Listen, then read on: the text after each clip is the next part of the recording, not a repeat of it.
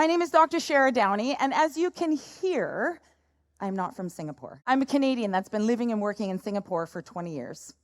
Now, when I started practice, the same as most of you, you follow what you did when you were an associate. So I worked 6 days a week, 10-hour days, got 4 associates, 8 staff, and it was awesome.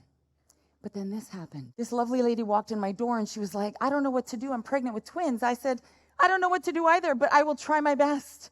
And those are the twins today. And then this happened. These 4 little people joined me on this earth. You cannot work 6 days a week, 10 hours a day when you have these 4 people. So when I started bringing on associates with my elder son, in Singapore, there's no maternity leave. If you're lucky, you get 3 to 4 weeks, right, Janelle? If you're lucky. So when I had this associate come on, she was amazing. And so she allowed me to have a maternity leave where I could work half time for a year. So the number 2 comes along. I'm thinking, this is the way it goes, right? All associates are not created equal. So I went home to give birth. I had my second son. Anyone who works with moms or is a mom, you'll understand this. Imagine sitting on the sofa, exhausted. Baby on the boob, toddler running around the room. I think my hair even smelled like sour milk. And I started getting these phone calls from the clinic. Dr. Shara, the patients aren't coming back. Dr. Shara, I don't know what to do. The revenue is really, really low. Dr. Shara, we don't know how we're going to pay vendors. What do? Your heart is clutching. I'm sitting there with babies. I don't want to move. But I packed everybody up and I went back to work after 6 weeks. Mission critical. No time for a roadshow. No time to book a health talk.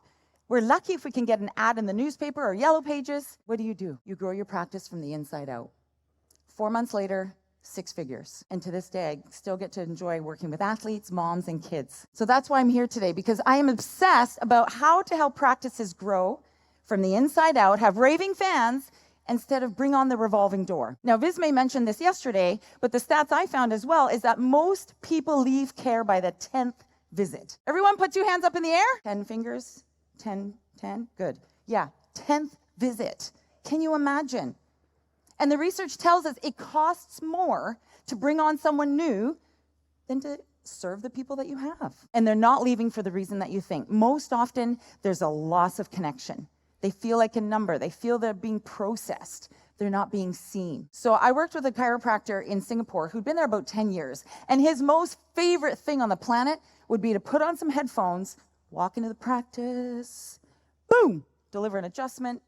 He never wanted to talk to anyone. Little difficult to build a business when you're not talking to people. So he did what most people do and panicked. And this is why, if you take a look at the numbers, 80 visits a week, for example, $100 a visit, you're making $384,000 a year, 60%. 48 patients, $230,000. $150,000 down the drain. Is anyone okay with that?